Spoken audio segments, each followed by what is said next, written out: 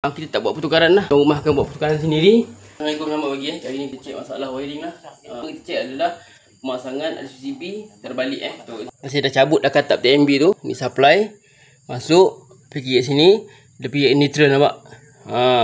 Salah lah. Neutral, dia pergi kat busbar neutral. Selama saya tak pegang lagi tadi ni. Cek tadi dah ada current dah kat sini. Yang second masalah dia dalam ni. Kita kunci ni. Kita kunci. Okey, nampak?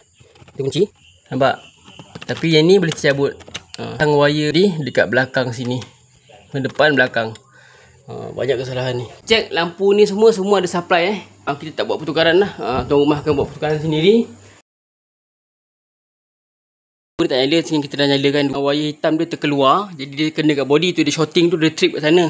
Yang kat luar ni wire live dia tercabut. Yang ni fuse ni rosak. Ke bawah lah. Untuk bilik air punya tu. Untuk lampu yang ni, bilik ni switch ni rosak switch ni. Okey, ni. Dan bilik yang ni pun rosak juga. Kita lah untuk lampu bilik ni. Okay, jadi semua sekali lampu rumah ni menyala lah. Tak ada masalah lagi.